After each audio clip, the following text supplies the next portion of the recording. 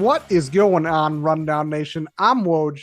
And I'm Walt. And you are listening to the College Football Rundown Bowl Preview Part 2. So we're going to handle the games from the 28th on. So we got the 28th, 29th, 30th, and the 1st, which include the semifinal games.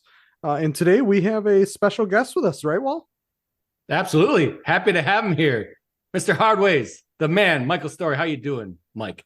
I'm doing great, guys. Thanks for having me on. I don't think I've been on since early in the college football season. It was a great season all around. Maybe not the ending that we would hope for the Georgia Bulldogs, but they still got a pretty good game coming up later this month. We'll see where they end up. Yeah, thanks for having me on. Yeah, we'll get into that game in a little bit. That's about halfway, almost 3/4 the way through the program there. But we're going to make this episode a little quicker than the last one, probably a little less games, but we do have a lot of, I shouldn't say better games, because literally there's so many opt-outs and transfers. It's ridiculous. But one game that doesn't have a lot of opt-outs and transfers is the first one we'll talk about. It's one of my favorites to watch now that they did this. It's the Wasabi Fenway Bowl. I love watching them play at Fenway Park. It's pretty cool. But we have the number 24 ranked SMU Mustangs against Boston College Eagles. Well, I love it, Woj. I love it. The Wasabi Fenway Bowl. Come on. Woj, why did the football team go to the Wasabi Bowl? I don't know. My wife's going to love this one, but I don't know. For the extra kick, of course, Woj. Come on now. I got them lined up for you today, son. I did my homework. You guys can stay tuned all the way through the January 1st. I'll give you what I got. That works doubly well, what with the Mustangs being in this game. Gotta love it. Gotta love it. The kick, baby. The kick. Let me tell you. And I like to paint the picture for the games too. So I will give you the lines. I will show you what the total's at in this one. And then we'll listen to what Mike Storey has to say over there. I'll just tell you right now. Hit the over. And then you'll hear him say, what game are we talking about? It doesn't matter. Hit the over. In this one, the total points is at 50.5 right now as it stands, opened around that number. SMU -10. Big favorites after that win against Tulane to end the season there. Plus 340 for BC if you want them on the money line. I mean, what are you just going to hammer the over, Mike? You just going to hammer 51? Well, let's go ahead and pull up sportsbettingintel.com here. Yeah, 51-50. It's ticking down a little bit, which is interesting. I know the SMU run game is very potent. I think they're starting backup quarterback Kevin Jennings, though, in this game. I feel bad for the Mustangs, actually. Their first conference title in 35 years or something like that, longer than that, almost 40 years now, and they get slapped with this one. I think they were hoping for a better bid, especially at number 24 in the nation. 10.5 point spread. It's ticked up a little bit. It's probably up to 11 in a bunch of places. There may be some value in Boston College in the spread, in the underdog on this, especially at 11, well past that double-digit spread there. I could see Boston College covering the spread in this one. I don't think there's any way they win this one, though. Hey, wait, so you're telling me the Fenway Bowl isn't a good bowl to play in? They're playing in Fenway Park, Storey. Have you been to Fenway? Well, it's cold this time of year. It sucks. I feel bad for both of these teams. Old. I've been there, and I can tell you firsthand, it's old, and just like Wrigley, it's outdated. They should just get rid of it and put something else on. I love the Storey hot takes on stadiums, coaches, everything. It's great. Tear it all down. But you are right. They are starting Kevin Jenkins. Preston Stone is out for the season. But Jennings did play against Tulane, who they beat in their conference championship game, I might add. That's why they're in this position, 26-14. He did not do great, only completing 57.6% of the passes on 19 for 33. He was able to run it a little bit, 15 times for 63 yards against the Tulane team. I think Tulane, to be honest, is a tougher opponent right now than what Boston College is. There's really no big opt-outs in this game or any transfers. So this is actually a pretty well put out game, but Boston College has struggled down the stretch. They actually struggled in the beginning of the season too. They lost to NIU first game of the season. Coming down the stretch, they lost Virginia Tech, Pitt, Miami. This is an SMU Mustang team that's won their last 9. They're pretty hot. They did lose to Oklahoma and TCU, both not great games for them either. But I do like SMU in this, and I think I'm going to hammer them pretty hard in going over, in covering the over. Covering Boston College, winning outright and doing it in a good margin here. I think this SMU team is pretty decent, even though they're not starting Alex Padilla. He's actually the transfer from Iowa. He was on the backup list too, but Jennings got the job. So obviously they have some struggles there in the backup quarterback situation. I think it's Yeah. Padilla, Woj. Or Padilla, whatever. He's nothing to me. He left Iowa, so good riddance. Well said, Butch. I like the comparison between Tulane being a better football team, though, than Boston College. Then you kind of went the other way with it, but I enjoyed what you had to say about that because I completely agree that Tulane football team is a really good one. And obviously, we just talked about this SMU team took them down when it counted in the championship. Yeah, they did. All right, moving on. We got the Bad Boy Mowers Pinstripe Bowl, another baseball stadium bowl. I mean, the Yankees had to get this one in there with the Fenway Bowl. So we have Rutgers. We got to go Big Ten game here against Miami. Story, what are your thoughts on this one? Well, I got to ask Wall. I didn't know where this one opened, the line on this one. I'm guessing it's directly due to Alex Van Dyke, Miami's starting quarterback, going to the transfer portal. But looking back, it looks like this opened at 4.5 and it's down to 1 in most places. Is that what you're seeing, Wall? Yeah, I saw it open at the over a field goal for sure. I see it open at -3.5. Obviously, it depends on what book you're looking at. And now it's down to that, one number, which is essentially a pick 'em. We have over under a 40.5. That line has moved down a little bit. So, primetime player sitting, that'll bring it down a couple points. So we got 2 points off the spread. We got 2 points off the total. Makes sense. Maybe the news is coming in there. I will say, though, in this one, man, Rutgers, they're bringing their lawnmowers to the game. You know why? Because they heard that Miami's offense cuts through defenses like grass. Let me tell you, boys, get ready for them all night long. I'll be bringing them. So Rutgers' defense is very good, as you mentioned, but their offense is leaves a little bit to be desired. I'm just kind of blown away that Rutgers is in a bowl game, right? They were sitting 6-6, certainly started out hot. They lost their last 4 in a row. Their defensive line, though, is great at creating turnovers. Their offense, though, averaging 11.5 points per game through that 4-game losing streak. Even with a backup quarterback, Ja'Cory Brown starting for Miami, I feel better about this Miami program, and I think they get the win outright. Greg Schiano is probably just going to be happy to be in a bowl game this year. Ja'Cory Brown's numbers from last year when he did play, not that good against on the other, unless you're playing against Georgia Tech, which he actually did fairly well in that game. But I don't know with the amount of loss that Miami has here. We've already talked about Trey Van Dyke, and backup quarterback Emory Williams is out for the season. So they are going with Ja'Cory Brown likely. Wide receiver Colby Young transferred, which was their top wide receiver. Top edge rusher Jakari Harvey gone, and linebacker Corey Frag Jr. and opt-outs, both safeties gone, and defensive tackle gone. So they lost a lot on defense there. So if Rutgers can kind of take advantage of that, which I'm sure they will, I feel like Rutgers has a really good shot in this bowl to definitely take the Miami of Florida down and I'm gonna put some money on the money line there. Love it. Well, you got to love that. The money line bet. All right. We also have now next the Pop-Tart Bowl. Ooh, Pop-Tart Bowl. We got number 18, NC State. Got number 25, Kansas State. First time I think we're seeing a double-ranked team. This is at 4:45 p.m. on ESPN. A lot of transfers in this one on both sides. Some opt-outs for Kansas State. Both quarterbacks will not be playing in this game as both transferred, so it's definitely going to be an interesting one. Story, we'll start us off here.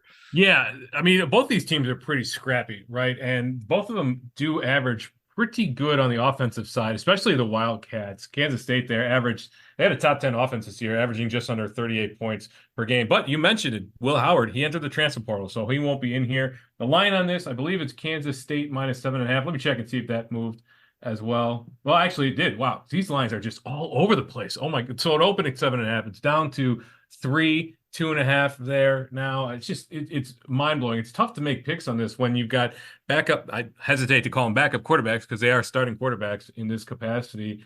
But yeah, this should be hard-nosed football.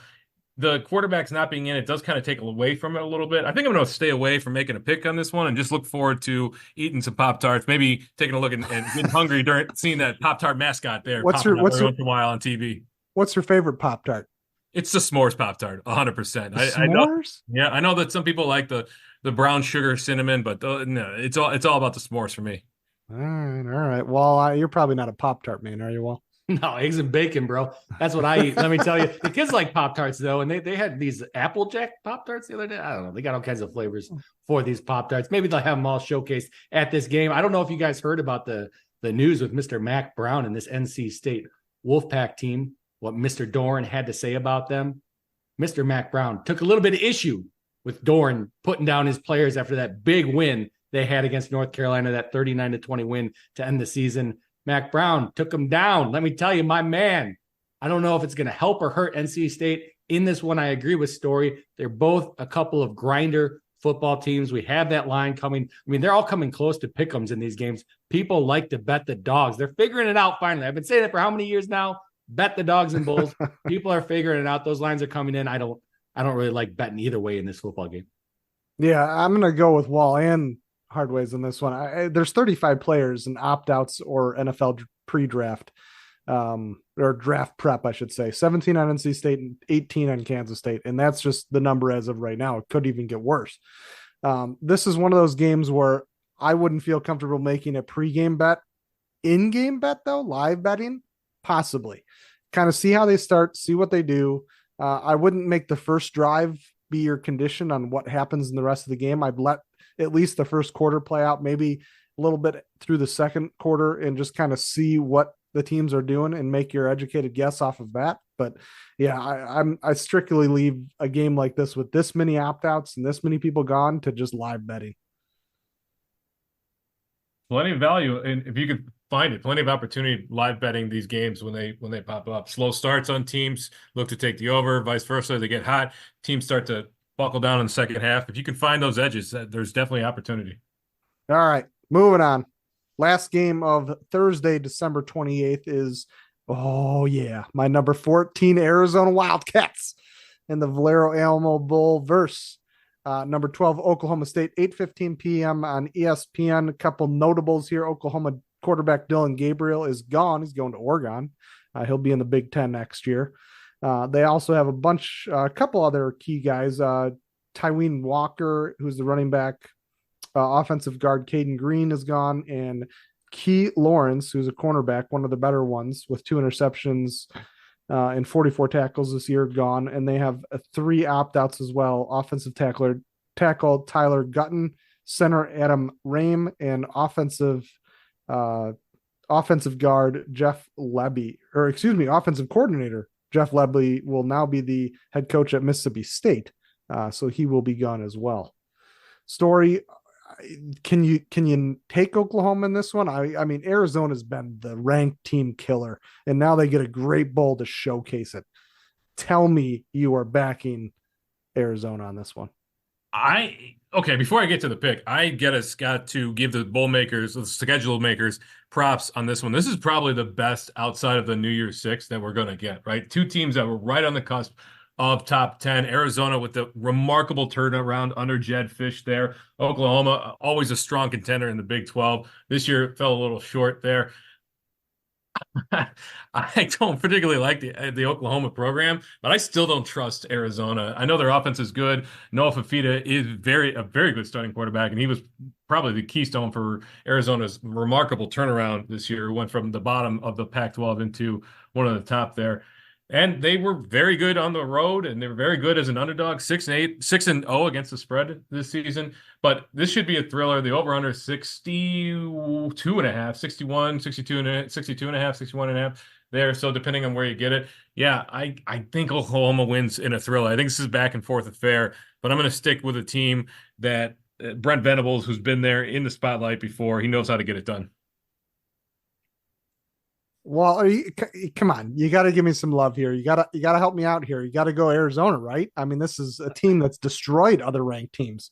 I mean, I like your logic, Woj, and I don't mind your bet. It makes sense. The problem with Oklahoma is they're so random. I mean, you're talking about a football team that beat Texas. I mean, one of the top 4, and say whatever you want about Texas, they're one of the top 4 teams in the nation. They're a football team that beat a top 4 football team in the nation. I mean, I don't know what team shows up. There are losses come to Oklahoma State, and then they get that, throwaway gimme to Kansas. Other than that, they've been playing good football. I will say, though, they're not covering the spreads like they should. Let me tell you, I lost first few weeks on them twice. I know at least. I think the first I don't remember which weeks it was. First 5 weeks of the season, I lost twice on them, but not happy about that. But still, they're a good football team. If they show up in their best capacity, whether this player plays, that player plays. I know Gabriel's leaving. I mean, Oregon got a gift there. Sucks to be in the Big Ten, having to go against that because he was phenomenal at UCF. Could have done better at Oklahoma, I think, with better coaching. Venables not the offensive guy. He's the defensive guy. We all know that. But still, in this football game, I don't want to bet against Oklahoma because if they show up, they can trounce Arizona here. Yeah, I wouldn't bet against Dylan Gabriel. I mean, the guy went 3,600 yards, 30 for 6 TD interception, 93 carries for 373 yards and 12 TDs, led the team in rushing TDs, obviously led the team in passing TDs as well. Their number one running back, Tyween Walker, 95 carries, 496 yards, 7 TDs, is not playing either. He's gone. Actually, I think that's their backup. Nevertheless, like, you can't. Dylan Gabriel was your team essentially at that point. I don't know. Defensively, Oklahoma's been up and down. Arizona has looked like a very sound team. They are coming from the Pac-12, and we've noticed over the years teams coming from the Pac-12 playing these bigger teams tend to fold a little bit. But I think Arizona's a different kind of Pac-12 team. I think their defense plays really tough. I think their offense is clicking on all cylinders. I think they're looking forward to this game.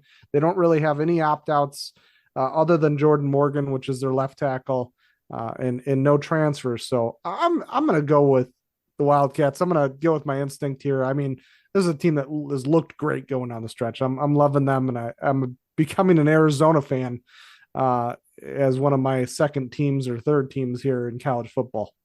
I wonder if it's going to be a hostile environment there for the Sooners because they are playing at the Alamo Dome in San Antonio there. So I'm just wondering if maybe this is an away game for Oklahoma versus Arizona. Yeah, possibly. All right, moving on. We got Friday, December 29th. We got number 22 Clemson in the Tax Slayer Gator Bowl playing against Kentucky, 11 a.m. on ESPN. Wall, what are you thinking on this? Do you think Clemson can get some of that Dabo Sweeney love here and win? Oh, I think so. I think they're gearing up to file a win against that Kentucky defense. I can't wait till I ask that question to Storey. Yeah, go ahead. Well, John, I think my joke passed you. I mean, I don't even know what Storey got. I bet you his brother would get it. He would appreciate that joke. Let me tell you, we got Clemson in this football game -4.5, -7 at the open. So money's actually coming in on the dog again. What do we know? Let me tell you. Kentucky, the big thing here is we remember they beat Louisville on this program, this podcast, when we were talking about it. Woj, what did I say? This is one of the bets of the century. We took Kentucky. We took them straight up on the money line against Louisville, one of the better bets on the year. But now people are liking back in this Kentucky team against another ACC team. I don't know about it. I think Clemson shows up. I think their defense can maybe get it done. The over-under in this game, 46.5, shows that, yeah, defenses might show up and step up in this one. You want to bet Kentucky on that money line +175, probably the place to go. Why bet the points at that 4.5 number? Storey, what are your thoughts going into this one? So here we go. I hate both these coaches. You've got on one side, you've got an absolute clown. On the other side, you've got an absolute moron. And so for me, this is a game that I really don't care about, especially because I'm guessing Ray Davis opted out of this one. Yeah, Woj? Yeah, I don't know. He hasn't yet, but I would only assume so. And I know where you're going with this one. I like it. I'm go ahead, keep going. Yeah, no, it's just if Ray Davis is playing in this game, then I'm all over Kentucky. If Mark Stoops decides to use him properly, which is his biggest problem at the end of the year here, I think that while you're right, the defense there for the Tigers is very stifling, especially down the stretch. They went 4-0 to end out their season. I think Cade Klubnik is a little bit of a hit and miss quarterback, but when you're limiting opposing QBs to a 45% completion percentage, it just doesn't make any sense to take Kentucky in this one. I think Clemson, if Cade Klubnik can keep it together, I think they show up. I think they win and they cover, especially at that 4.5 number. When it opened at 7, it's a little trickier. At 4.5, I think it's an easy Clemson pick. Yeah, I mean, we're talking about a Clemson team down the stretch that beat Notre Dame, Georgia Tech, UNC, and South Carolina. They have the 9th ranked defense in EPA and 4th in success rate allowed. If Ray Davis doesn't play, I don't think Kentucky scores. If they score, it won't be pretty. It'll be dirty. And I see Clemson being able to handle this game pretty easily with what they have at their disposal, especially if Ray Davis doesn't play. This is a different game if Ray Davis plays, just like Hardway's talked about. I mean, it's a completely different game, but right now, if Ray Davis does opt out, I think Clemson pretty much controls this game defensively, and they just need to do what they need to do on offense to get it done. They just need to play sound football and run it with Shipley and all those good weapons they have back there as far as running backs. Woj, the under came in. Story, it took him 16 minutes before he ripped into a coach. It's the under, barely though, at that 18 we had him at before he ripped into the first coach. I want to bring that up. Well, I don't know if you can get from context which one's the clown and which one's the moron. Hit me up on social media if you want more information. I love it. Well, actually, I forgot we when we were talking before this episode, he was ripping on coaches, so maybe the under waking. Yeah, maybe. All right. Well, we're moving on. We have probably one of the most uninteresting games in this slate that we're going to talk about right now. Again, this is on Friday, December 29th. We had number 19 Oregon State at number 16 Notre Dame, 1 p.m. on CBS. Tony the Tiger Sun Bowl. I'm not even going to go through transfer portal and opt-outs because there is a ton of them, but DJ Ungulele will not be playing. He is transferring, as well as basically half the rest of the team. And then on the other side of this, you don't have basically anybody from Notre Dame playing. So let's find out what the backups look like here. Hopefully they have enough people to play the football game. Story. Well, I know that Sam Hartman hasn't officially declared that he's out, that he's not going to play in this game, but come on. I mean, we can see the writing on the wall. He's a top 3-4 pick in the NFL draft. How is he going to, this little, pull the wool over our eyes. It doesn't work for me. So I don't think that Sam Hartman, there's any way that he plays in this. There's a lot of moving parts, but the Irish are pretty heavy favorites. They have a better team all around. The defense is very good. The Irish were very good against the spread when they were favored by less than 20 points this season. It's Oregon State's last stand as a Power 5 school, but I think there's definite blowout potential just due to the Notre Dame defense alone. It looks like an Oregon State team that is crumbling just with all the transfers, as you mentioned, Woj. So for me, give me the Irish in this one. Yeah, Sam Hartman is opted out too. That is official. He is official. Okay. Yeah. He will not be playing, as well as their running back, Epstein, obviously the number one running back. Top linebacker, 2 offensive tackles, and a cornerback all opting out, as well as transfers from all 3 of their top wide receivers, Chris Trey, Rico Flores Jr., and Tobias Merriweather, as well as both of their tight ends they have that have played the season. Center Zeke Correll and edge rusher Nini Osaf Nets. I can't even say that last name, but he had 20 tackles and 3 sacks this year. Not a top edge rusher, but one of their premier edge rushers. But that's not to say that Oregon State's going to have their easy cake, because they lose a ton of stuff too. I mean, it's one of those games. It's unfortunate to see. It's good for the younger guys to kind of get a look at what they got, but it's just unfortunate to see. I'll hand it over to Wall for the rest of this one.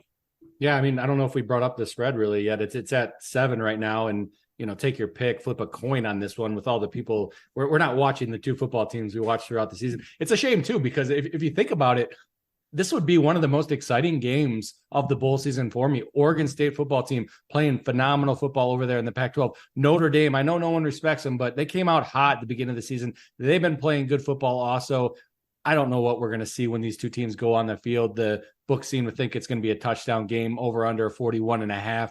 If you want to just back the dog, make that bowl strategy of backing the dog, plus 190 on Oregon State. I will say this. I think that Notre Dame is a deeper team. So when you have a lot of players sitting out from both teams, the deeper team is likely, going to be in a better position to win the football game. They have, more highly recruited players sitting there ready to come up in the wings. So I do like this Irish football team. I don't know that I like them by a touchdown. I think they will score. I think they'll, find the pot of touchdowns at the end of that Sun Bowl rainbow. Woj, I think they'll get some points on the board. Maybe look at the over on this one. Yep, I would. Again, this is one of those ones that maybe the over looks good to me. It's just one of those that I wouldn't bet a team unless I was live game betting. There's just too much question marks on both sides of the ball. These are 2 different football teams. But we'll move on. We have the AutoZone Liberty Bowl, Memphis at Iowa State, 2:30 p.m. on ESPN. No big notables here. A couple running backs from Iowa State are transferring. Led team in second in carries. So yeah, there's big news there, but Iowa State just churns out running backs. So I'm sure the third string is just as good as the others. But this is a Memphis team that let a lot of points through against some really bad teams at the end of the season. Story. I mean, we're talking Charlotte, South Florida, Texas, giving up 42, 50, 38. SMU, they gave up 34. Temple, they gave up 21. I mean, they don't have a much defense over there in Memphis. Story. No, but their offense is very, very good, right? We're talking about an offense that averaged almost 40 points per game.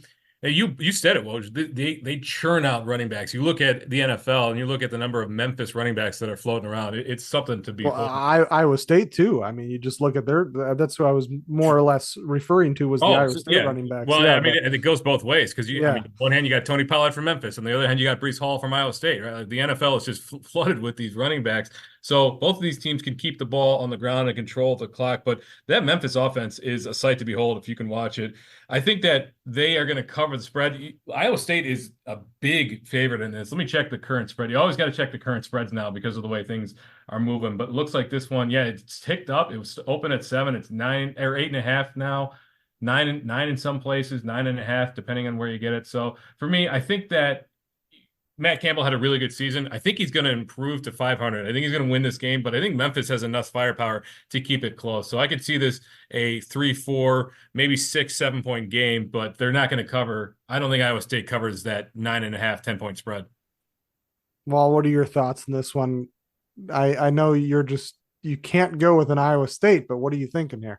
Hey, bet the Tigers. I mean, let me tell you this. I hope Go Hobo Go's listening. You bet the Tigers. Iowa State sucks. They're a horrible football program. I mean, why would you bet on Iowa State? I will say to make things somewhat neutral, the question for Memphis is who did they play throughout the year, right? Being that Iowa State did play some football teams, quote unquote, throughout the year.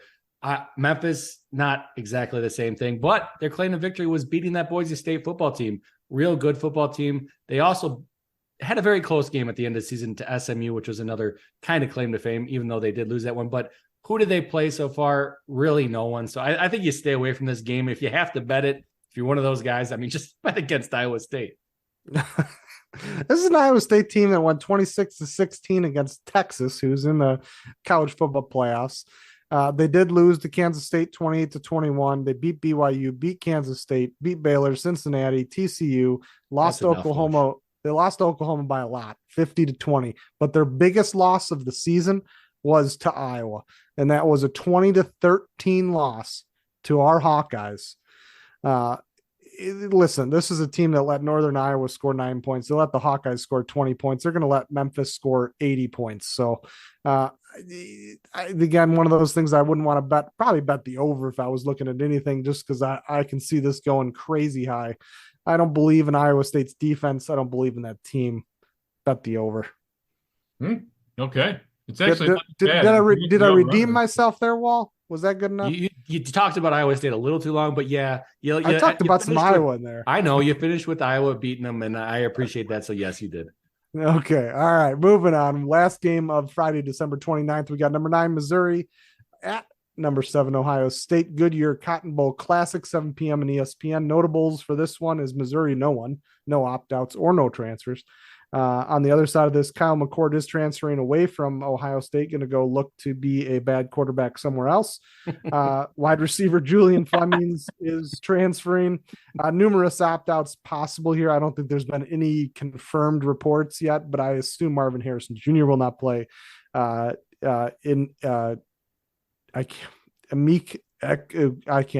know his name, but I can't say it. Abuka is transferring or opting out. Cade Stover, I'm sure, is opting out, and cornerback Denzel Burke probably also opting out. Those haven't been confirmed yet, but I can only imagine, knowing Ohio State, knowing the situation Marvin Harrison is, and Abuka and Cade Stover, they would all opt out. But that's it. What do you think here, Wall? Are you thinking this is going to be a good game, little Ohio State victory here? I do think it's going to be a good game. I have to keep my biases in the back of my mind, though, when I go to bet this one, because I don't care about McCord sitting out, really, to be honest with you, because you mentioned he hasn't been playing fantastic football compared to Ohio State quarterbacks of the past. I'm guessing Brown's going to step in for him. I think he can step up to the job, get it done. But Ohio State wins because they're just solid all around as a football team. I do not respect Missouri much. That's the part I have to keep in the back of my mind, because I probably should give them a little more respect. They are a football team, only 2 losses in the SEC, but we're sitting at basically a pick 'em right now. I mean, you get a point if you want Ohio State. Open at -3.5. I don't know why they opened it there. They had to think with all these opt-outs were coming in. Over under 48.5. I'd stay away from that total because I don't know where the points are going to come in this one. But I'm really liking Ohio State here.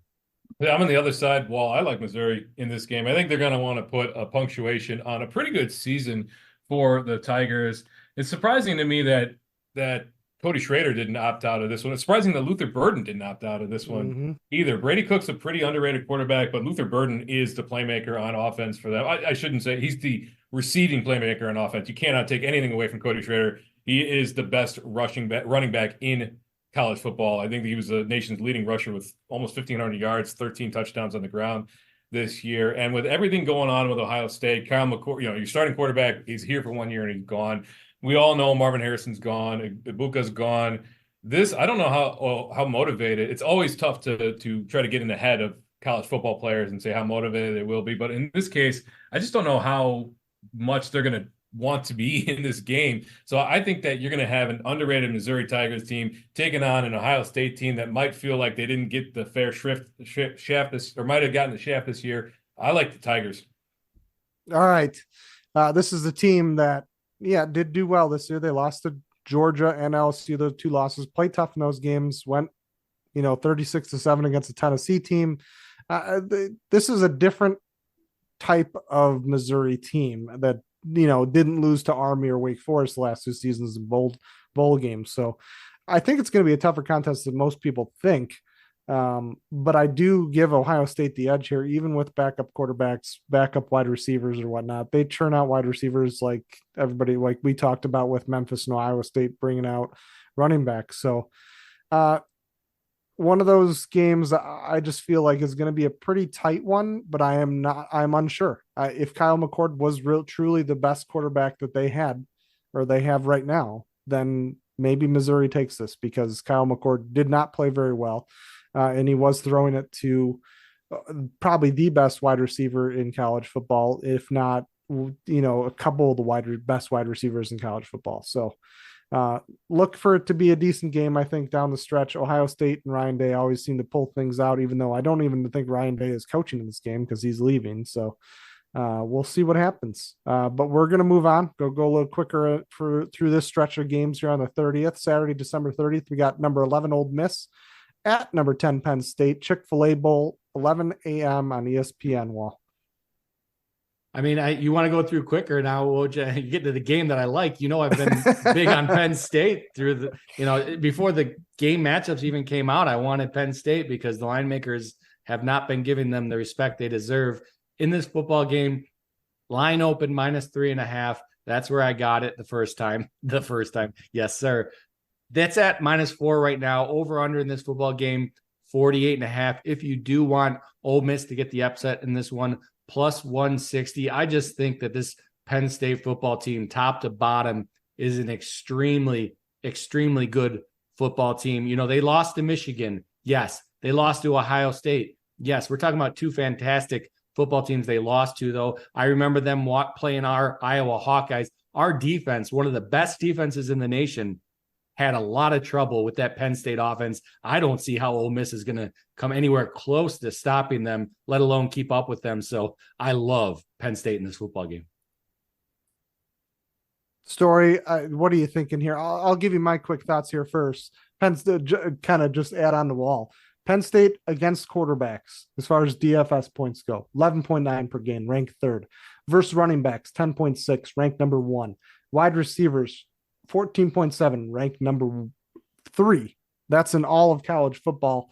They are an exceptional defense. A lot of people think Drew Aller is going to be possibly a contender for Heisman for next year. This is his breakout game, and he starts it here. Like Wahl said, their offense is sneaky, very sneaky. And they have a lot of players that like to stick around for a long time. There's a couple opt-outs here. No crazy ones here. seconds in team, maybe some thirds, but nothing crazy. I think Penn State rolls here and shows the SEC what the Big Ten has in store for them in the coming years. Yeah, I tend to agree with everything you guys said. I think that this is going to be a pretty compelling game when you look at the narratives. Lane Kiffin and Franklin there, and you've got a really good offense in Ole Miss and a really good defense in Penn State. But Penn State's sneaky offense, I mean, they got a couple of pass-catching tight ends in Theo Johnson and Tyler Warren, who've been pretty good this year. As you mentioned, Woj, that he's a preseason odds to at least be in the Heisman contender there. Drew Allard for Penn State. So for me, when you look at defense versus offense, defense typically travels better. So I think the Nittany Lions are going to put the clamps down. You look at the two losses that Ole Miss had, and they were against top-tier defenses in the SEC, Alabama and Georgia, and they couldn't get anything going anywhere. Now, just to confirm, is Quinshon Judkins playing in this, Woj? Has he said one way or the other? He has not said one way or the other. I would imagine he wouldn't be, but again, it hasn't been announced yet, so we'll see what happens. Yeah, if he's out, I would think that this spread moves. Right now it's 4 across most books. And if you like it, I would get in at that number under the assumption I have to think it's a pretty good running back class, but I have to think that Quinshon Judkins is gone after this. So yeah, give me the Nittany Lions. I like Penn State in this one too. All right, moving on. We got Auburn at Maryland, 1 p.m. ABC, the Trans Perfect Music City Bowl. Notables for this one is Tunga Vailoa, the quarterback from Maryland, will be opting out of this one, as well as their top tight end, who is second in team receptions in Corey Duchess. Other than that, no big crazy notables. They lose a couple defenders in the secondary, but I think that'll be a pretty tight game. Everybody kind of playing here. Wahl, what do you think? I mean, the market kind of got caught by surprise, I think, on that Tagovailoa news, him not playing. I think the line makers had priced in for him to play because this line opened at -2. Auburn was the favorite. I'm from everything I saw, they've been the favorite since the beginning. But now it's at that -7, -6.5, depending where you want to bet it number. So Tagovailoa not playing, Auburn, a little better chances of winning the football game. This Auburn football team, though, how do you bet on them? A month ago, they beat Arkansas, right? They just crush Arkansas 48-10. Then they go to play New Mexico State at home. This Auburn football plays New Mexico State and they lose 31-10. And then the next game, the last game of the season for Auburn, they essentially beat Alabama, a team that's in the playoffs right now. They essentially beat them, other than a Hail Mary that, yes, I understand it. Alabama had more points at the end of the game, but that Hail Mary is the only reason that Auburn didn't beat this Alabama football team. What do you make of this Auburn football team? What are they going to do out there? If they play bad football, Maryland can crush them. If they play good football, they can crush Maryland. So we'll see what comes of this game. I'll probably stay away from it with my money. I wouldn't be surprised if Hugh Freeze used this opportunity to try out a couple of different guys on the roster behind Robbie Ashford. He's not it. He's not the guy there. He won't be starting next year. You can mark my words. He's just not. He's a tremendous athlete, but he's not a quarterback that can take this program to the next level. Tualia Tagovailoa is opting out, cratered the over-under in this one. It was 50.5. It's 46.5 now. To me, this game looks boring. I don't think that's anything I really like about it. I mean, you've got another interesting SEC Big Ten matchup and Big Ten top-tier conference in the nation, as is SEC. I think they're both of these teams are teams in transition. So for me, yeah, I guess give me Maryland, but I'm honestly not even going to be paying attention much to this game. Moving on, we got number 6, Georgia at number 5, Florida State, 3 p.m. on ESPN, the Capital One Orange Bowl. I'll give my takes on this one off the bat. As far as Florida State goes, and I know I might get some feedback from this, but a team that people complain not being into the college football playoffs is plus almost 500 to win the game outright against a Georgia team that also is not in the college football playoffs. So I think Vegas got this right as far as where they're putting the numbers in the best teams in college football right now. Florida State, I don't think has a chance in this game just because of how deep Georgia is. Both teams are going to lose transfers. They did.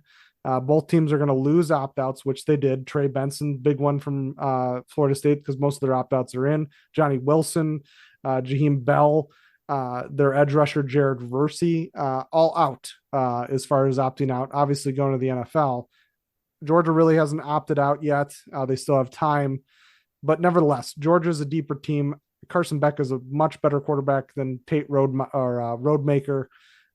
Give me just the better Georgia team in this. Follow Vegas on this one. This is not hard for me to pick here. Well, hey, I love it. I mean, I love the point you made about Florida State. Again, we won't get into it too deep. I'll say this at the outset. It comes down to whether they deserved to have a shot or whether they were one of the best teams in football. So, make your opinion based on that. But Florida State now is, 14-point underdogs against Georgia. You very well pointed out a team that's not even in the playoffs. I love it. And it's a little bit of medicine for Florida State too, because I'm sure Mr. Storey over there remembers this, but Florida State is the one back when there was all that talk when NIU was good back in 2012, 13, I think somewhere around there, where there was talk that, NIU should be, one of the teams competing for the championship, or at the time it might've been BCS for the championship. It might've been, but Florida State was the one that kind of put them up against the wall in that 31-10 win. So I think it's going to go the other way now a little bit. I think Florida State's going to get put against the wall. I think Georgia just covers the spread, even though it's at 2 touchdowns. The audience might not know this, but I was at that game in Miami, the NIU Florida State game in the Orange Bowl, and I will argue to the day I die that the refs had it out for NIU, and it turned on a BS. They didn't make the right call on the onside kick, and it turned the momentum of the game. It swung it, and it was just a horrible way to cheat an outstanding program. The Huskies were cheated, but that's neither here nor there. That's old history. We got Florida State and Georgia, and this is, again, where you have to be careful. You can construct a narrative about however or whatever you want with this game, right? If Florida State wins, they can proclaim themselves the national champions, right? They were emerged victorious. They were undefeated on the season. They had a backup quarterback, and they still got it done against the number 6 team in the nation, the Georgia Bulldogs. On the other end, Georgia, they probably got shafted out of a playoff spot there. So they're motivated. They want to show everybody that you made the wrong choice. At the same time, you got all these opt-outs, and you've got a backup quarterback for Florida State. So Georgia, how is it a SEC championship game hangover? Are they motivated? Do they really care about the rest of this season? That's why I think a spread like this, 13.5. What's interesting is I looked at this. This was the hypothetical spread when the odds makers thought that Georgia would meet Florida State in the semifinals here, when that was a possibility. So the fact that it's still 13.5 tells you that, yeah, okay, you got a backup quarterback for Florida State, but Georgia, there's just something going on behind the scenes. I think you're looking at a 10-point game. I just don't think that there's enough there for Georgia, with everybody opting out, to cover a double-digit spread that high. So, yeah, I'll take Florida State in the points. All right. We have Toledo, last game of the day on the 30th. Toledo at Wyoming, 3:30 p.m. on the CW Network or Barstool. We'll be streaming this because it is the Barstool Sports Arizona Bowl. Wall.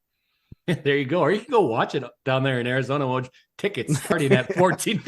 Yeah, $14. Costs you more to watch it on the TV than head down there and watch it in person. I love it. I mean, this is one that, I love Toledo. I'm going to back the MAC. Let me tell you, back the MAC. It's been working out for us a little bit so far this bowl season. Plus 3.5. I don't want that. Give me the plus 150 on the money line to straight up beat Wyoming here. Wyoming, 4 losses on the season is not comparable to the 2 losses for Toledo, because Wyoming does play that stiffer competition, in my opinion, anyways. And if everyone can have their own opinion about that. If you want Wyoming, you got to lay that 3.5 over under a 44.5. I think that's really all I have to say about this one. I will say this though about the bowl itself. Barstool, man, they ruin everything. You know how many sweatshirts I have from Barstool, guys? I cannot believe that this is a game. I just Toledo at Wyoming. I mean, Toledo's probably settling for this game, right? They lost in the MAC championship to Miami there. But they've got a really good team. They're very balanced in offense. DeQuan Finn, I think, is another underrated quarterback, especially in the MAC. He's a difference. I'm with you, Walt. Give me the money line on Toledo on this one. What did you say it was? +1? No, knowing DeQuan Finn is in the transfer portal. Oh, is he in the transfer portal? He is gone. Okay. All right. Well, that's why they flipped from the dog from the favorite to the dog, right? Right. Because that news, like we talked about before with the other game with Tagovailoa, that news shook the market. It was something that was not priced into that line. But still, I mean, yes, I get it. You're missing one of the PTPers on your team, but you went from the favorite to the underdog. You're getting pretty good money over there. I quoted at +150. You might find a better number over there. I'll stick it at +150. I see it at Caesars here on Sports Betting Intel. They've got it there. We've got it there at plus 150 at Caesars, BetMGM and points. But yeah, like I said, Toledo's pretty balanced. Wyoming, sure, they're pretty decent. They're a decent team, but they did fail to show up in big spots. They lost by more than 20 points to both Boise State and UNLV. So yeah, well, let's go Mac. Yeah, Wyoming likes slowing the ball down, 122nd in pace of play in college football, and then you have two top 20 defenses as far as the pass goes in college football. I'm not going to put a bet on either of these teams, but the under at 44.5, I know that's low scoring. I think I take the under on that. This is just two teams that, again, are battered and bruised with some of their best players leaving, two decent defenses, and one team that really likes to play real slow. So I'll give me the under on this one, edging out a real sleepy afternoon here on the CW network. You watch Riverdale right afterwards. We got some exciting games up, so don't fall asleep yet. These are the premiere of the premiere. We have Monday, January 1st. I'm hosting my annual bowl party. I hope both of you are coming. I think both of you have already RSVP'd, so we already know that answer. But we're going to first game up, which is the first game of the day. Will kick off at 11 a.m. in ESPN2. We have the Wisconsin Badgers versus LSU in the ReliaQuest Bowl. Storey, do you think the Badgers can pull this one out? This is tough. I know that Wahl likes Tanner Mordecai, but you're looking at a guy who averaged 187 passing yards in the 3 games after returning from injury. I get that Wisconsin is a running team, but Braylon Allen's already opted out. Jaden Daniels gone, right? This is another game where you're going to be missing a ton of players on both sides of the ball. I cannot believe this over-under is as high as it is right now, 54.5, 55. I do not see that over coming in, unfortunately. But yeah, you're talking, what's the spread here? 10.5? No, 9.5. So it's ticking down. And 10, you can still get that at MGM. For me, I think that, Luke Fickell probably wants to prove that Wisconsin's a competitive team. At the same time, Brian Kelly has a chance to get 10 wins on the season here. I think LSU wins, but I don't think they cover this 10-point spread. It's a story that over-under is coming from an LSU team that's been tremendously terrible on defense all year. That's why. But I'll leave it off the Story for the rest, or Wahl for the rest of this one. Yeah, I not gonna go with what Story has to say there because actually, all I'll say is let me change that around completely. I'm going to bet on Wisconsin because I know that the person on New Year's Day that controls the quantity of food I will be eating is a Wisconsin fan. So go Badgers. Let me say I'm a huge Badgers fan here. The hard part about betting on the Badgers, though, is trying to find the reason why you want to bet on the Badgers. I know it sounds weird, but I know my reason. As far as why they win the football game, I just can't see it. I was really hoping we got that LSU Penn State matchup. I was hoping we got a close line. I would have absolutely hammered Penn State in that situation. The reason being, Jaden Daniels, we know he's not playing. You didn't really have to look at the news, right? Well, you kind of knew that was going to happen, right? Yeah. So you knew he wasn't going to play, and he was a huge, not a small part of the offense, not a medium part of the offense. He was a huge part of that offense, hence MVP talks. I just think that this LSU team without him is a completely different team. The problem I have, though, is finding that reason to bet on Wisconsin. So if I do something, I will bet on Wisconsin. I will bet on them on the money line, plus 280, plus 300, wherever it is at the time. Otherwise, I'm just going to stay away from this game completely. Yeah, just to mimic what Wahl said there about Jaden Daniels. Jaden Daniels led the team in all categories. Led the team in passing attempts, rushing attempts, passing touchdowns, rushing touchdowns, passing yards, rushing yards. This guy did it all. He was 44 as far as TD interception ratio. Nussmeier is a decent backup. We've seen him play before, but he is not Jaden Daniels. This is a different team. This is the same defense that we've seen all year just flop over and crawl into a hole and let people score on them. That said, Wisconsin still does have some transfers. Two of their top wide receivers, Jameer Dyke and Skylar Bell, will both be gone, as well as their offensive lineman and linebacker, Jordan Turner, who had 61 tackles, 3 sacks this year, as well as 2 batted passes. You have Braylon Allen, who is opting out, obviously, as well as their center and one of their top cornerbacks. Braylon Allen is the probably biggest one, although they do have some better backups. I'm sure Story can tell you all about that because they obviously don't run their number one running backs ever when he has them on his team. Nevertheless, I think this is going to be a closer game than people think. And I think the over-under isn't lying. I think this is a Wisconsin team that could put up points against an LSU defense that's that bad. They've played good defenses all year. Now they get to go play a defense that doesn't exist. So I would look for it to be closer. I think Wisconsin can definitely at least cover this, if not win this. So go Badgers. If I said anything else, I probably would be kicked out of the house tonight. So we'll just go Badgers. Moving on, we got number 23 Liberty at number 8 Oregon at 12 p.m. on ESPN. It's the Verbo Fiesta Bowl story.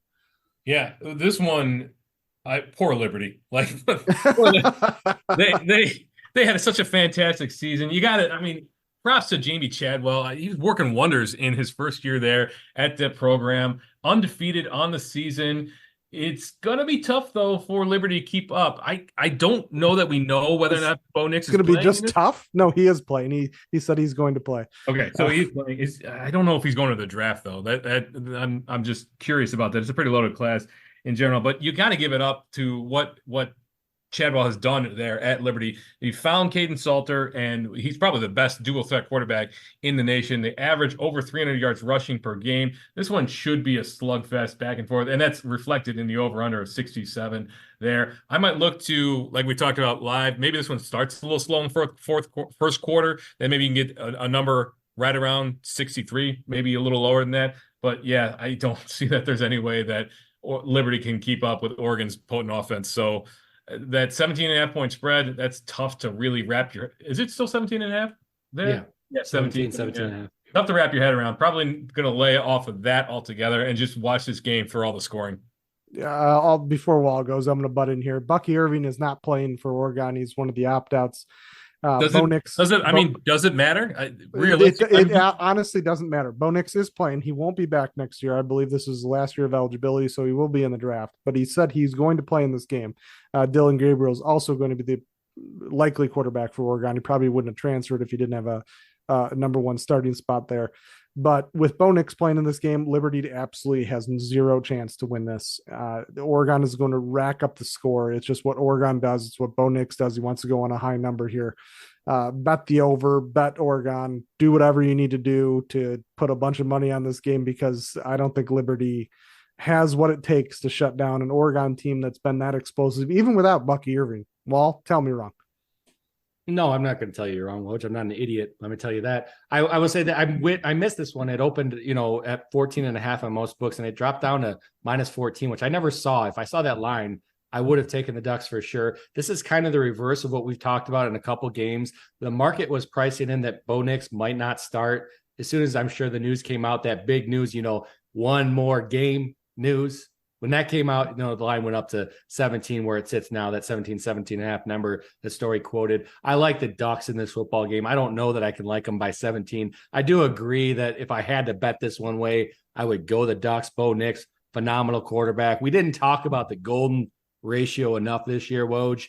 The golden ratio, for anyone that doesn't listen to this program regularly, is touchdowns to interception. Mr. Bo Nix, 40 touchdowns to 3 interceptions on the season, Woj. That's better than Jaden Daniels, who won the Heisman. It's insane. I don't recall a number like that. I'm sure it's happened, but I do not recall a number like that. 40 touchdowns to 3 interceptions. That's just crazy. Yeah, he was a beast this year. I'm sure he'll be a beast at the next level. But we do have to move on to our next game, and it's probably my favorite game. It's the Cheez-It Bowl. Can't wait for it. Number 17, Iowa at number 21, Tennessee. 12 p.m. ABC. Can't be happier that it's actually the Cheez-It Bowl. I'm going to definitely have some Cheez-Its here that day for everybody to eat during that game. Only during that game, though, right? We'll wait on Wall. We'll give the story the handle here first before we hand it to Wall, so we can drill Story on his Tennessee pick.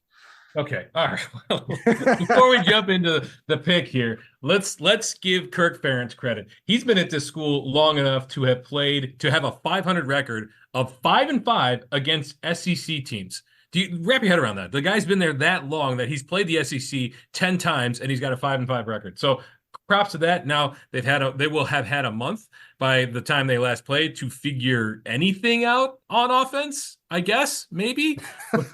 The over-under in this game is 36. I've been on board with Tennessee this year, but Joe Milton is a tough guy to get your head around, seeing some of the decisions that he makes on the field. I know that Tennessee's going to probably come out slinging a little bit, but 8 is a tough spread there. It's above 7. I think you just got to go under. I think you're just going to have to go under in this game because I don't see either team really making any splashy plays. 36 is low for a bowl game, but yeah, I can't take the over in this one. I tried to find to see if Iowa played Michigan when Joe Milton was quarterbacking for Michigan at the time, but I don't think that ever happened. But he's gonna be glad he transferred because we're gonna destroy them on defense. He's gonna throw a couple picks. It's not gonna be good. If a team can score a touchdown in this game, props to them. Because it is going to be a tough game for anybody to score a touchdown. Iowa with their woes in offense and Tennessee with the woes that they're going to face on Iowa's secondary and linebackers in front four, everything that they're going to have to deal with against Iowa.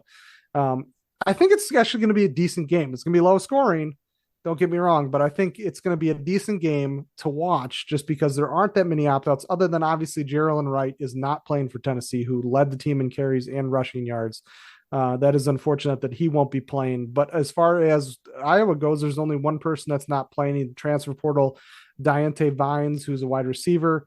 Look for him probably to be a number 1 wide receiver in college football next year somewhere else because that just kind of seems to be the case whenever an Iowa wide receiver transfer somewhere else, they pop up. But go Hawkeyes in this one. I'll be eating Cheez-Its all day, rooting them on. They're going to beat another SEC team. He improves to 6-5. Kurt Ferentz does. Well, yeah, I love it. I mean, why don't you bet Iowa in the bowl game? They never get the respect they deserve in the bowl game. I've won money straight up on them the past, I think, 4 out of 5 years, maybe 5 out of 6 years, actually. And that's betting on them as the underdog almost every time. I like our Iowa Hawkeyes. There's no question about that. I will disagree with you all day on the Cheez-It part, Woj. Give me Ruffles over Cheez-Its any day, but right. I will not. I remember that poll we did on Twitter. Do you remember that? I do. The Ruffles won. The Ruffles won, Woj. You bow down to the Ruffles, let me tell you. But we can agree on this football game. Hawkeyes over the Volunteers. I like our team. I do too. The Cheez-It Citrus Bowl. Let's go. All right, moving on. Our next 2 games are the college football semifinals. As I probably do not need to say, there are no opt-outs or transfers in these ones. We have number 4 Alabama at number 1 Michigan to start it off. 4 p.m. on ESPN story. Yeah, this one should be pretty exciting. You're looking at a quarterback in Jalen Monroe for Alabama who turned his season around. He was benched at one point mid-season there, and Saban tried out a couple of different guys, but he averaged 220 passing yards and 10 touchdowns with 1 interception. He averaged 220 passing yards, had 10 touchdowns, only 1 interception in Alabama's last 5 games. He also unleashed on the ground, just racking up yards after yards.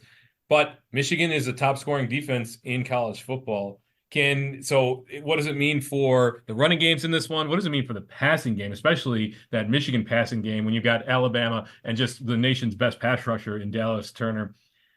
I don't care for either of the coaches in this one. I've made no shade about that I hate both Saban and Harbaugh.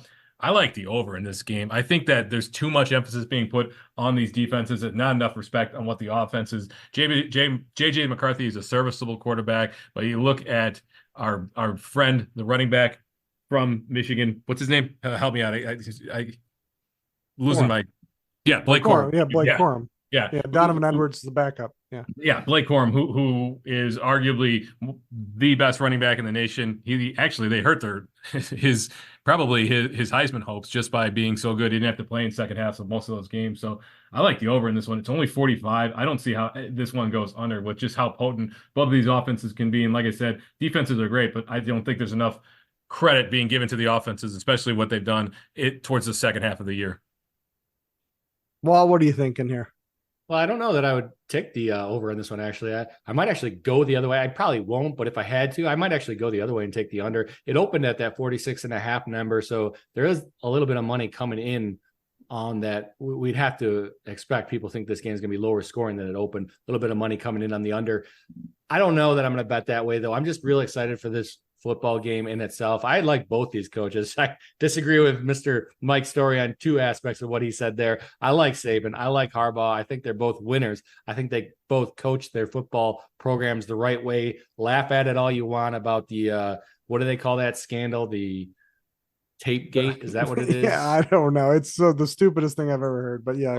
Whatever they call it. I don't care about that. That aside, I just think both these coaches coach very good football programs. I think they're very good at their jobs, which we forget sometimes. This is their job, and they're very good at it. So I'm excited to watch these two football teams go against each other. I think the Michigan Wolverines offense, their offensive line is the best offensive line in the country. Yes, Mr. Blake Corum, fantastic runner, over 1,000 yards rushing on the season, over 20 touchdowns on the season at 24 touchdowns. I think it's because of that offensive line. So when I'm watching this football game, I'm going to be watching that Michigan offensive line against this Alabama defensive line because they sub a lot. They're going to have a lot of fresh players. Can they get to the quarterback? Can they plug those holes, let their linebackers get Mr. Corum to the ground? I don't know about that. I like Michigan to win the football game. What's going through Jim Hardball's head right now? I know he's a nut for football, but just thinking about Jalen Milroe and scrambling outside the pocket, what are they going to do? Jalen Milroe hasn't been able to play a defense quite like Michigan's in how they play. They play that cover two, but they have a line in front in edge rushers that are able to get to the quarterback, unlike any team we've seen probably this decade. We've seen so many good edge rushers go into the NFL from Michigan and be productive. Am I wrong, Story? Like they're just good players. Not at the factory, like Iowa tight ends. It's just a factory. They don't need to blitz to do any damage. And when they're playing a cover two, or even Michigan, and that for that fact probably can play a man from time to time, they're going to struggle, especially when Milroe scrambles, because they're going to be able to keep him contained with a 4-man front while being able to play a zone. And that's a recipe for nightmares for a quarterback like Jalen Milroe. Not many teams can do that, but Michigan's a defense that can. So this is going to be a good game. I'm going to lay the points and take the favorite here. I'm going to take Michigan. I think they are overall a better football team. I think JJ McCarthy always kicks it in the high gear when it comes to playoff time and starts making these passes that people wouldn't expect him to make, but he's able to make them. So give me Michigan, just based on what I've seen in playoffs before and what I've seen as far as this Alabama offense going into a defense that I think disrupts what they like to do or what they're trying to do this late in the season. I think if they had a run game, this is a different story, but Alabama's run game hasn't been very good outside Jalen Milroe. So give me Michigan to take this one, but we're going to move on to our final CFP semifinal game in the All-Star Sugar Bowl. Wait, before we get there, Wall, did you give your pick for that game? I might have tuned out and missed it. I didn't say that I'm for sure 100% on this side, but I did. I said Michigan would be my Michigan. Okay. All right, moving on. I know which side Wall's on in this one. We got number 3 Texas at number 2 Washington, 7:45 p.m. on ESPN. I'm going to start it off with Story here. Do you think the Longhorns can get it done versus Michael Penix in that Washington offense? Yeah, the real Jay-Z might not want to hear this, but yeah, this is an easy win and cover for Texas for me. Ooh. I just think that they are a far superior program. This is going to be a running game battle, right? Dylan Johnson on the side of Washington.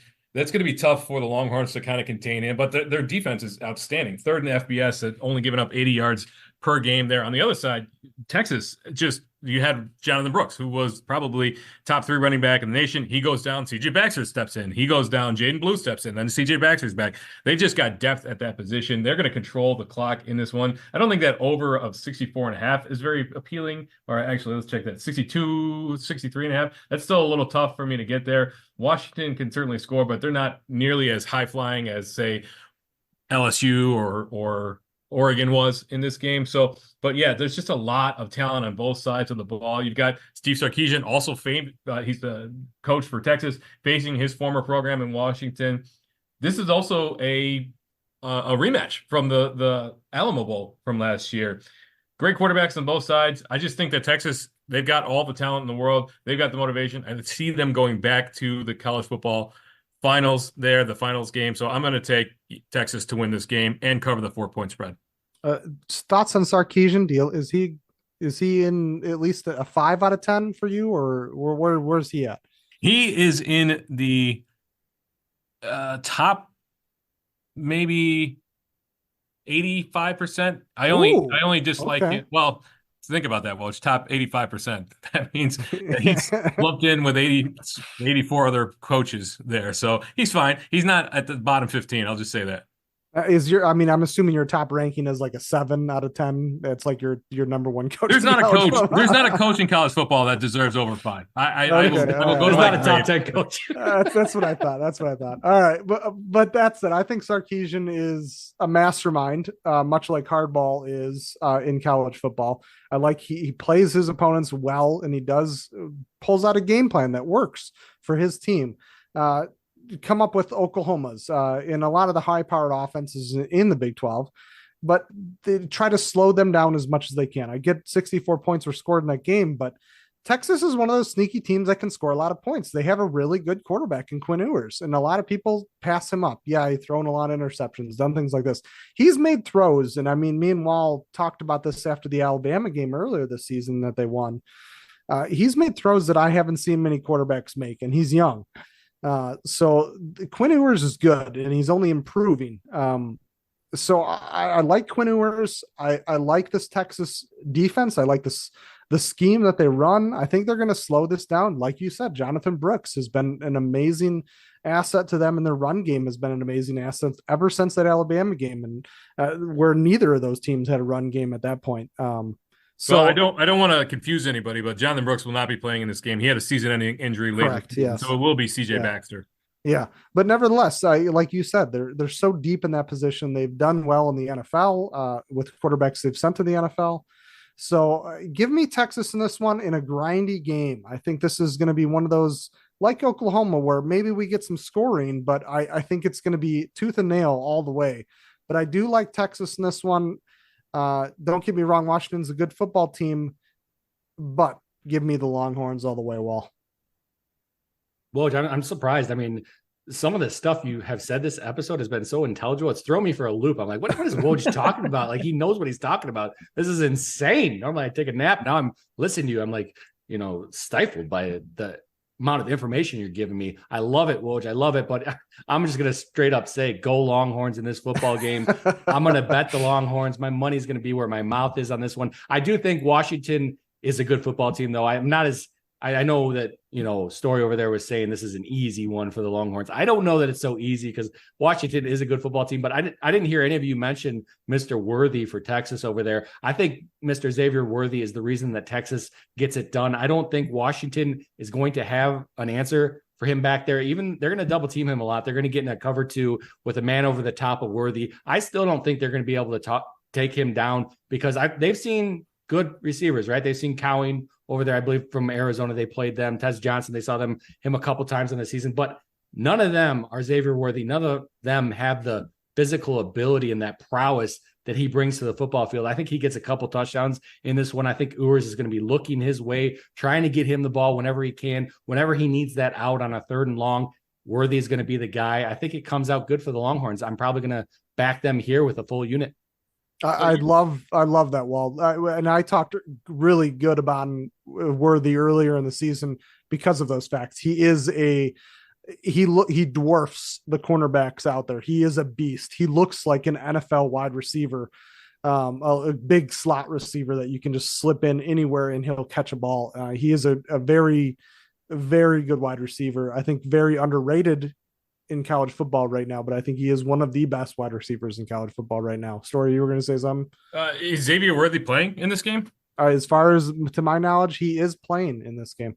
So there's no shot he doesn't go to the draft, just FYI. So there is, as far as the updates as of today, no one from either of the college football semifinal games have opted out or put into a transfer portal yet. Yeah, I know it's unusual if somebody were to opt out from the playoff games, but I wouldn't put it past anybody at this point in just where things are with trying to get to the NFL and this, that, and the other thing. So I'm just want to make sure that you got all the information leading up to it. But he plays.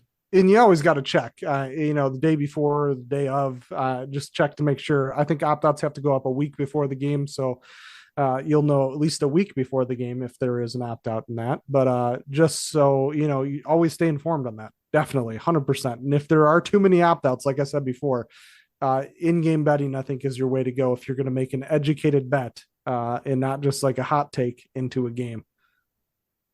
Hey, I love it. And one thing I will say about the opting out is Adunze, he's got to be gone, right? too. So yeah, you're Roma talking about, Doomsday will for sure be going to the draft. so I'd be surprised if he wasn't a top 20 pick this year. you're talking about those two guys going heads up against each other. Why would either one of them want to sit that out? It could directly impact, this game going up against each other. That could directly impact how high they go in the draft, as in, does one go over the other? I mean, I'm assuming Odunze is still quite a bit higher in the rank, but if you're going from the Xavier Worthy line of thinking, why would you sit this game out when a guy ranked higher than you is playing and you have a chance to show yourself? So it would really surprise me if he did sit out. All right, everyone. Thank you for listening. Story, thank you for joining us for the part 2 of the bowl. Yeah, my pleasure, guys. This is fun. I can't believe that we've gone through all the bowl games already. We've been having a blast. So I just want to confirm, I think we all have Michigan versus Texas in the final, yeah? Yes. Yeah, Yes. chalk across the board. I'm looking at the odds here, and that is those are the favorites there. So I guess we'll see if we are chalky this week or this year, or if something else happens, we get some upset. But it should be a good bowl season in the year. Again, thanks for having me on, guys. Again, I'm Woj. And I'm Wahl. And this was the College Football Rundown. Rundown Nation, thanks for listening to our episode. You can catch all of our podcasts and information on www.collegefootballrundown.com. We have upcoming games. We have SBI information on there. They're a big partner sponsor with us.